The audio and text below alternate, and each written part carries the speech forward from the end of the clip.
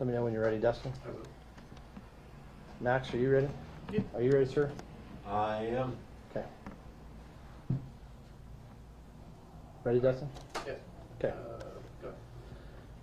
Hey, thanks everybody for coming out today. This will be a little updated from the information that we've provided on our social media site, and I will take a series of questions towards the end. But in the evening hours of May 9th, 2025, deputies from the Tehama County Sheriff's Office received a call from a Tennessee resident. This subject notified deputies of engaging in online gaming with a Tehama County teenager. During their online gaming, the reporting party became concerned when the Tehama County juvenile began talking about school violence. The suspect went on to talk about having a manifesto and a plan to target a Tehama County school. The suspect also sent photographs of himself and an accomplice to the reporting party in the same attire and pose as the Columbine school shooters. The suspect and the accomplice had previously planned on executing the attack on the school on May 9th before one of them backed out. Based on the information, Tehama County deputies initiated an investigation into these threats. They received the photographs and evidence sent to the reporting party, and working with the school administration, they were able to alert the school of the report and obtain identification of both the juvenile suspects. Detectives from the Tehama County Major Crimes Unit were called in and took over the investigation. On May 11th, 2025, investigators served a series of search warrants on the suspects' residences off of Bowman Road and Lake California areas. Investigators located evidence to substantiate the claims made by the reporting party. The two juveniles were arrested and booked into the Tehama County Juvenile Justice Center for violation of Penal Code Sections 422, criminal threats, 18710, possession of a destructive device, 18720, manufacturing a destructive device, and 182, conspiracy to commit a felony. It was determined the juveniles had built and tested two improvised explosive devices in preparation to use in the attack on the school. The suspects were hopeful to amass a casualty count in excess of 100 individuals. It was also determined during the investigation that the pair of suspects intended on murdering one of the sets of parents before engaging in the school attack. Based on this information, additional charges of conspiracy to commit mass murder are being forwarded to the District Attorney's Office and the Probation Department to accompany our criminal filing. Investigators believe, based on the evidence, statements of the reporting party, and the suspects, that this plan was isolated to the two juveniles arrested by the Tehama County Sheriff's Office. The Tehama County Sheriff's Office and the school have made arrangements for a large law enforcement presence for precautionary purposes for the beginning of this school week. For the record, I am so confident that this threat has been resolved that my son, who is a student of this very school, had returned to his normal school day on Monday. We are continuing to work with the school administration, the Tehama County Probation Department, the District Attorney's Office, and most recently, the Federal Bureau of Investigation in this investigation. The FBI is coming alongside us to assist in any and all digital forensic assistance in our investigation. I'd like to thank the school administration for their assistance and involvement in the investigation, the tireless efforts of the deputies and investigators to expeditiously mitigate this threat. And as a community, we want to send out a heartfelt thank you to the reporting party who heard something and said something, which could have saved a number of lives in this case. I've had the pleasure of speaking personally with this young man yesterday. I extend the appreciation from our entire community. I expressed how proud I was of his heroic courage to step forward and say the things that he heard. And I invited him out to our agency and our community to be recognized in person. I hope he takes me up on it. In the end of this, I'd like to celebrate this young man, this particular young man out of Tennessee, this young hero, and focus the attention of this event on what it deserves to be, that this young man had the courage and heroic instincts to call our agency and notify us in order to mitigate any possible threat to our citizens and particularly our young people. I think this is a good case of where it's evident. If you see something, say something. And in this case, it worked. I will take some limited questions at this time. Next. And so did this young man, are we talking, is he adolescent as well, or is he kind of 20s, or what? He's a juvenile. Okay. And did he provide, law enforcement, did he provide them the gamer tag, or did he have the names of the adolescents involved as well? Yes, he provided evidence of identification, and he also provided information associated with the gamer tag, as well as other evidence that was sent to him. Yes, sir? There was mention of a manifesto. Was there any clear motive or any evidence of a clear motive?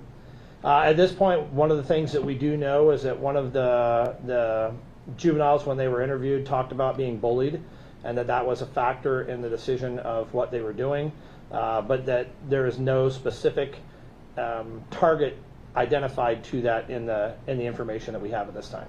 Thank you. You're welcome. And speaking of the information you guys have at this time, is there any indication from their social medias and initial investigations that they were making this publicly known in other ways, or were indicating this in any other ways that this is the direction they might be going? Now, at this point in our investigation, what we're seeing is the isolation of this information going directly to the reporting party in Tennessee, and him saying something to our agency. We have not seen anything about who else was involved in this, but certainly that is something that we're intrigued with the Federal Bureau of Investigation as to whether or not that we can get into those levels of this. Also, I would be remiss if I didn't say, at this point the juveniles are in custody. We don't anticipate anyone else associated with that being in custody. However, we are continuing an investigation as to any parental knowledge and what may have taken place there, and if there's any criminal repercussions that may be served with the parents in this particular case. Yes, sir. Are there going to be any security measures placed at that school moving forward after this is attempted attack? Yeah, I think from my perspective, and that's really a school question, we have provided some staff at this time, but we believe that any threat is mitigated. This is unfortunately not the first time we've seen something like this in Tehama County, and so we have responses. We have training from our staff on how to deal with these types of situations. So does the school, and we are working closely with the school to assist them in any way we can as far as moving forward.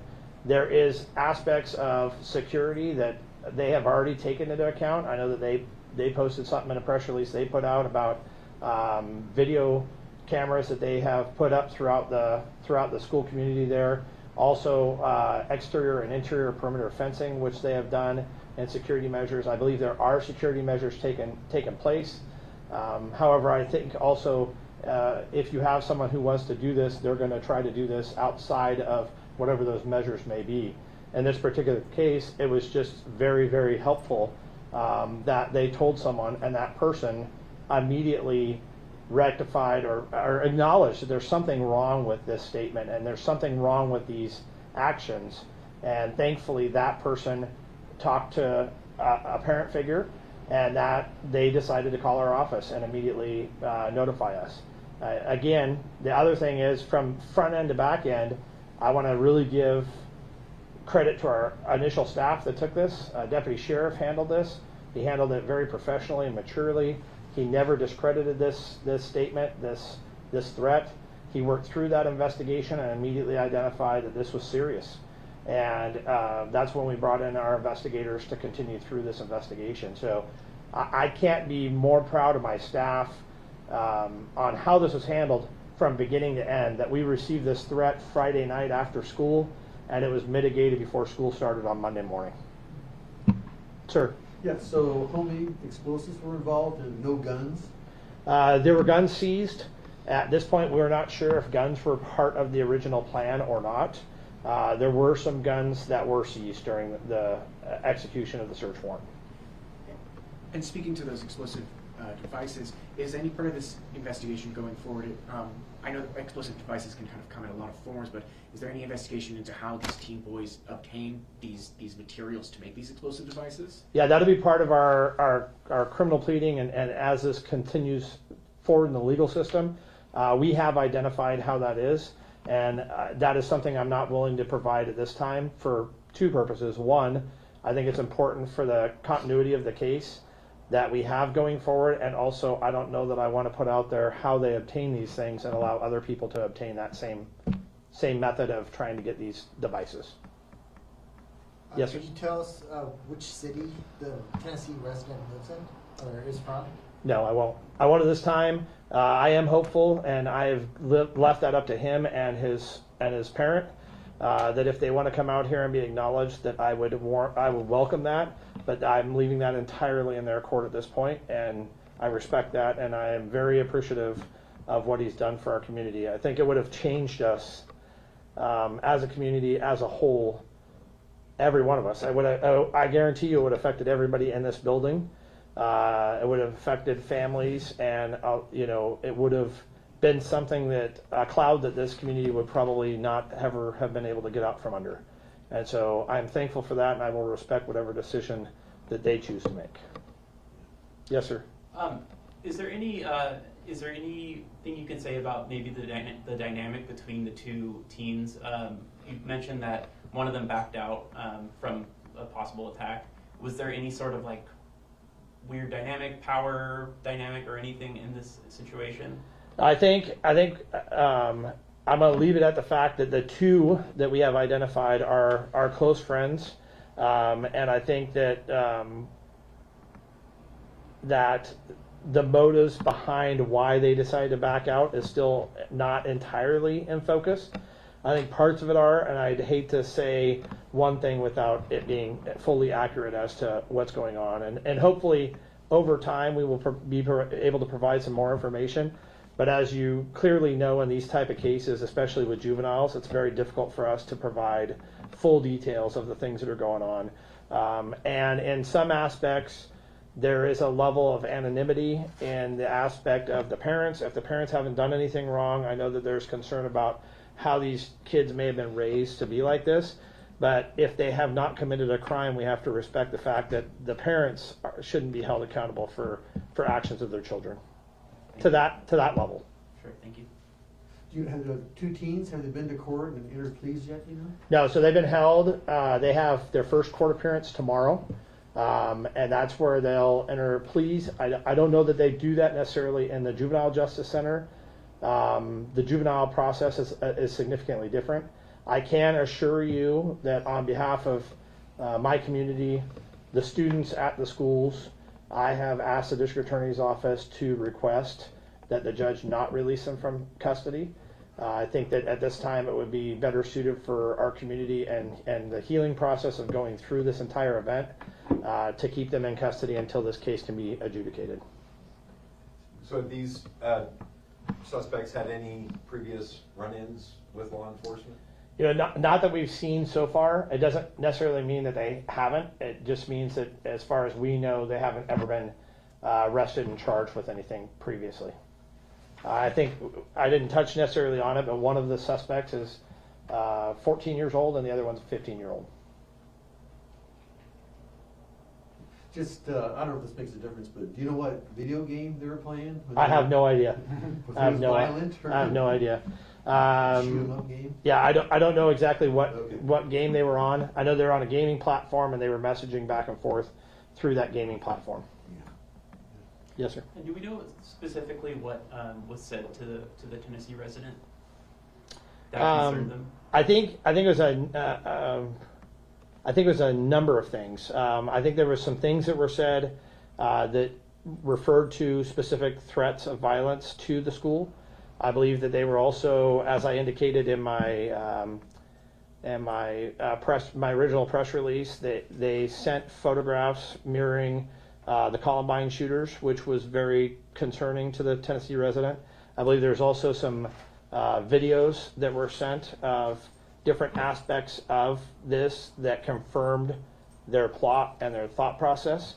And I think the combination of all of that really weighed heavily on the Tennessee juvenile. But like I said, without any waste or haste, he went and spoke to his parent and said, "Hey, I need to do something about this." And again, that's rare in these days and age, and we don't see it as much as we should. And I would like to, again, point out the fact that we are here talking about a tremendously optimistic ending to what could have been a catastrophic event because one young teenager saw something that he didn't think was right and said something and reported it. And then our staff took it seriously and we investigated it thoroughly. Right, thank you. So, yes, sir. And the 2 teens that are arrested, they're students at the Evergreen Institute of Excellence? That's correct. That's my That's a understanding charter from school? that's Okay. my understanding from the school administration. Yes, Okay. So they weren't students at the Evergreen Middle School, which was targeted? correct. Okay. I'm not familiar with Red Bluff that much. Is the Evergreen Institute of Excellence that charter school in Red Bluff? No, sir. It is in Cottonwood. Okay. Yep. Got it. Okay. Anything else? Anyone? Great. Thank you guys for coming. Appreciate it. Great.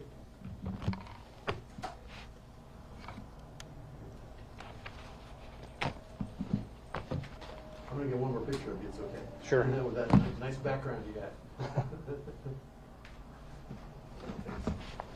Picture. You bet.